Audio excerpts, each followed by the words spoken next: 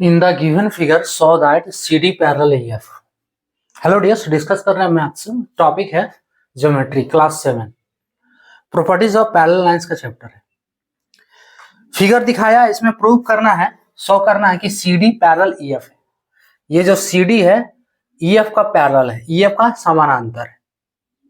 इस फिगर में हम देखो, सबसे पहले क्या करते हैं, हम निकालते हैं एंगल DAB। एंगल DAB का वैल्यू क्या होगा? एंगल DAB, इसका वैल्यू क्या होगा? देखो, ये दोनों जब एंगल को हम जोड़ेंगे, कौन कौन सा एंगल? DAE और EAB को दोनों एंगल जोड़ेंगे तो हमें मिलेगा DAB, है ना। ये दोनों को जोड़ेंगे तो हमें पूरा एंगल मिलेगा। पूरा एंगल क्या है? DAB। तो angle DAB is equals to angle DAE plus angle EAB। DAE का वैल्यू क्या है? 35 डिग्री है और EAB का वैल्यू 40 डिग्री। दोनों को जोड़ने से कितना मिल रहा है? 75 डिग्री। एंगल DAB का वैल्यू मिल गया हमको 75 डिग्री। ठीक है। अब जो ये फिगर है CDAB, इसको हम थोड़ा अलग करके देखो, यहां बना रहे हैं। फिगर कुछ इस टाइप से है, यही है ना। यहां क्या है? CDAB।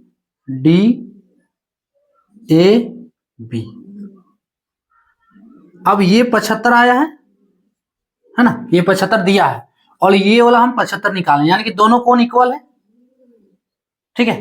अगर दोनों कोण इक्वल है, दोनों कोण इक्वल है तो इस एंगल को हम कौन सा एंगल कहेंगे? अल्टरनेट एंगल कहेंगे, है ना। इस फॉर्म में अगर हो तो अल्टरनेट एंगल कहेंगे ये दोनों को। अब अल्टरनेट एंगल क्यों कहेंगे?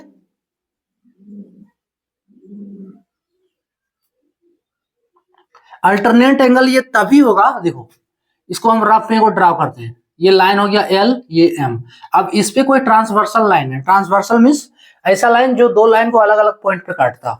तो इसका अल्टरनेट एंगल, इसके देखो, इसका अल्टरनेट ये x है, इसका अल्टरनेट क्या होगा? ये वाला x है। तो ये अल्टरनेट एंगल तभी इक्वल होगा, ठीक है, जब L जो है M के पैरेलल होगा। क्लियर? तो यहां पे अल्टरनेट एंगल इक्वल है, इट मींस कि CD जो है वो लाइन AB का पैरेलल है। क्लियर?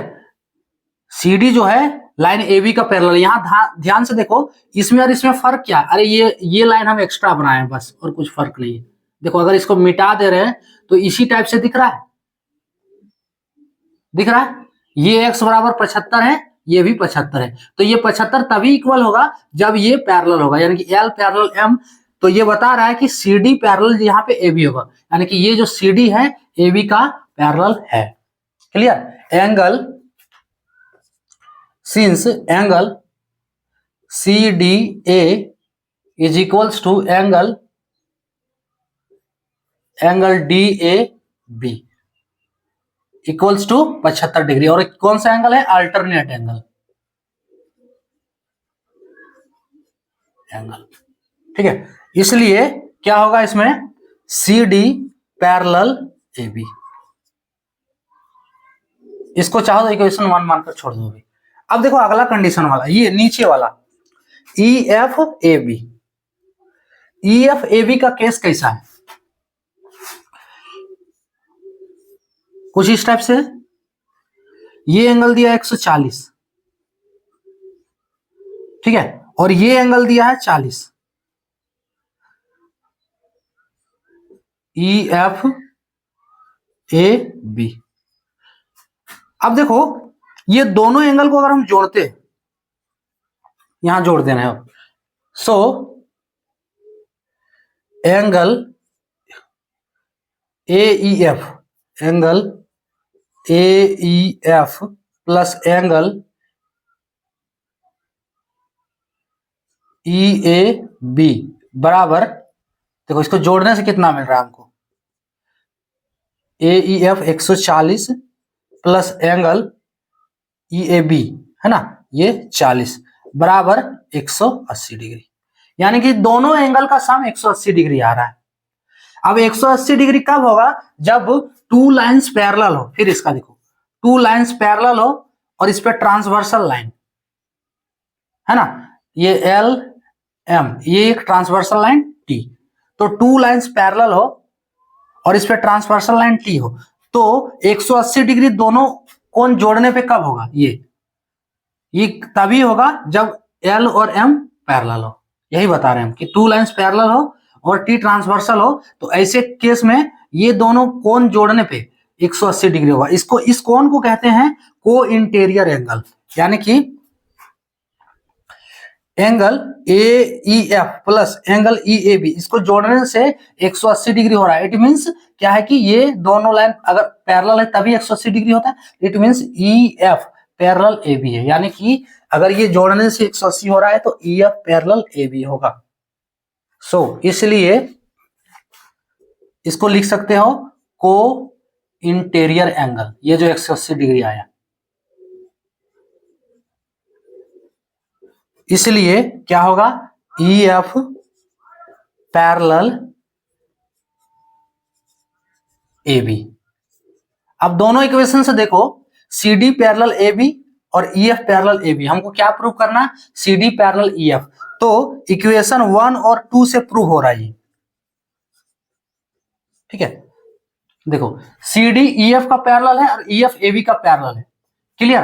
तो हम ये स्पष्ट कह सकते हैं कि सी डी जो है ई एफ का पैरेलल है।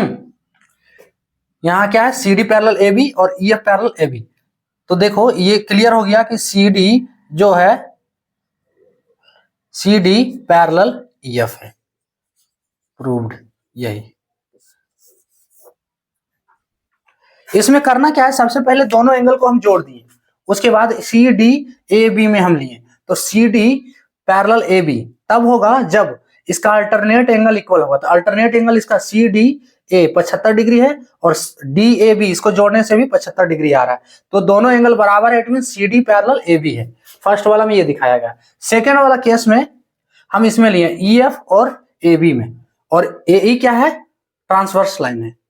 तो अगर E F parallel A B तभी होगा जब दोनों का सम, ये इंटीरियर एंगल का सम है ना, एंगल एफ ई ए और एंगल ई ए बी दोनों का सम जो है 180 डिग्री हो। तो यहां देखो सम 180 डिग्री है, it means E F parallel A B होगा। अब जब क्या है? C D parallel A B, पहला C D parallel A B और ई एफ भी पैरेलल ए बी है, ई एफ भी पैरेलल ए बी है। इट मींस सी डी जो है ई एफ का पैरेलल होगा। ये हमें प्रूव करना था, क्लियर। तो ये था टॉपिक। चाहे